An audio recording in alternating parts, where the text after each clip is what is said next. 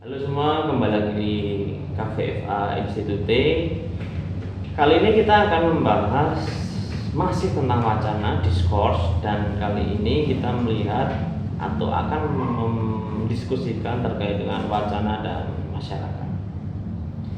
Nah, kita mulai dengan komunitas wacana terlebih dahulu. Jadi komunitas wacana itu sekelompok orang yang berbagi beberapa jenis aktivitas. Mereka memiliki komunikasi khusus satu sama lain yang memiliki tujuan dan keyakinan yang sama. Nah, itu adalah komunitas wacana. Misalkan dari orang-orang zaman dulu era 90-an, pemuda di Jogja itu menggunakan wacana dagadu untuk saling berkomunikasi. Nah, wacana dagadu ini adalah bentuk dari komunitas wacana yang ada di Jogja. Itu juga disebut sebagai bahasa walian. Bahasa walian melalui inskripsi metode penukaran aksara Jawa. Misalkan dagadu itu artinya matamu. Berarti matamu itu dari Hono Coroko, mo, to, mo dapat pasangan u.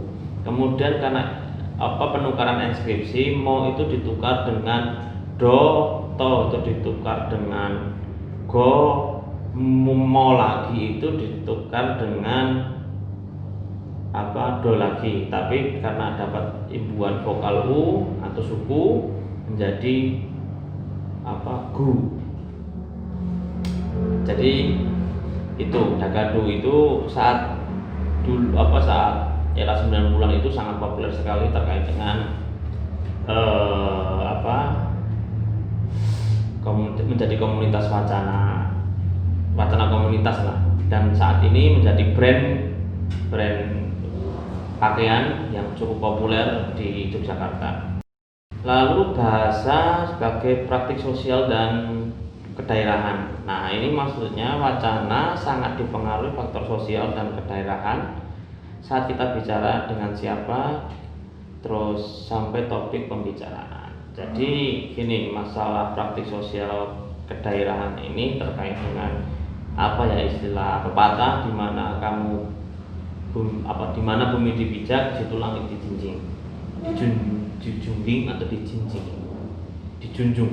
Nah, itu wacana yang kalian gunakan ketika berkomunikasi itu melihat konteks sosial, praktik sosial yang ada di sekitar. Contoh sederhana, mungkin sudah sempat saya contohkan, ketika saya di Madura, saya mengajari anak tarian poki-poki, tangan kanan ke depan, tangan kiri ke depan, dan goyang-goyangkan. Itu yang menari poki-poki, kalau kalian tahu ya. Itu ternyata di sana nggak boleh tarian poki-poki itu. Tadi mati lampu, sekarang nyala lagi. Oke, lanjut lagi tarian poki-poki. Nah, di praktik sosial di sana, poki itu mengandung sesuatu konotasi yang buruk, sehingga itu dilarang. Bahkan saya dulu sempat dipanggil oleh kepala sekolah karena mengajari tarian poki-poki kepada anak-anak, dan akhirnya kepala sekolah menjelaskan terkait dengan makna tersebut, dan makna tersebut memang konotasinya adalah buruk, sehingga saya dengan teman-teman pada waktu itu mengganti poki-poki itu menjadi tarian happy-happy. Oke, salah satu kasusnya wacana berbicara dengan atasan pasti lebih mempertimbangkan pemilihan diksi daripada saat berbicara dengan teman yang diksinya serampangan. Nah, ini tadi masih terkait dengan praktik sosial dan kedaerahan. Ketika kita ngomong dengan teman, itu diksinya pasti serampangan, nggak masalah. Contoh, misalkan kalian orang Surabaya atau teman-teman kalian Surabaya ngomong cok, itu juga bukan sesuatu hal yang tabu. Tapi kalau misalkan kalian dengan orang yang bukan komunitas yang sama, atau mungkin kalian dengan atasan kalian dengan orang yang lebih tua, itu pasti pemilihan diksinya berbeda. Jadi gitu ya, itu salah satu kasus dari praktik sosial dan kedaerahan.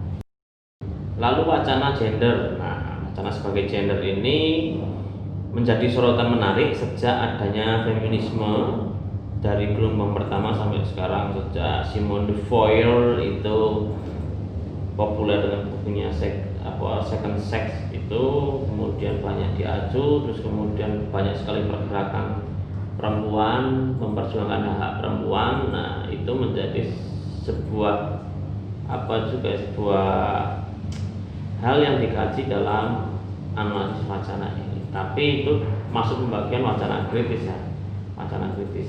Kita nggak akan begitu mendalami terkait dengan wacana gender, tapi setidaknya kalian tahu bahwa wacana dan gender ini sebagai suatu hal yang sampai saat ini itu menjadi sorotan yang menarik bagi teman-teman di jurusan bahasa maupun teman-teman aktivis perempuan. Lalu yang berikutnya adalah wacana sebagai identitas. Nah, ini manusia memainkan memainkan banyak peran ya dalam hidupnya.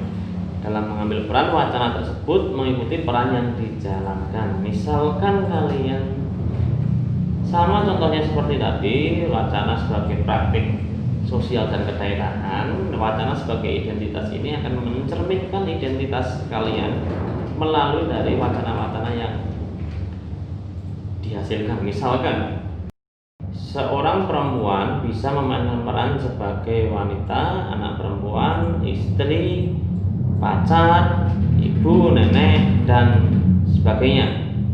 Dalam setiap peranannya, wacana yang muncul di masing-masing peran pastilah berbeda. Ya, jelas ya, seperti tadi yang saya katakan, ketika kita ngobrol dengan orang yang hidup di dunia bisnis, obrolan kita akan ke arah situ. Identitas mereka jelas, wacana-wacana yang dikeluarkan itu terkait dengan bisnis. Tapi kalau ketika kita bersinggungan atau berkomunikasi dengan orang yang suka party-party, pasti wacana yang keluar dari obrolan tersebut terkait dengan pesta pora. Lalu berikutnya wacana dan ideologi. Nah, ini lisan atau tulisan tidak hanya selalu menjadi model linguistik, tapi selalu menjadi proses yang signifikan secara politik dan sejarah. Itu trade gold. Jadi maksudnya wacana itu tidak hanya sekadar sebagai sebuah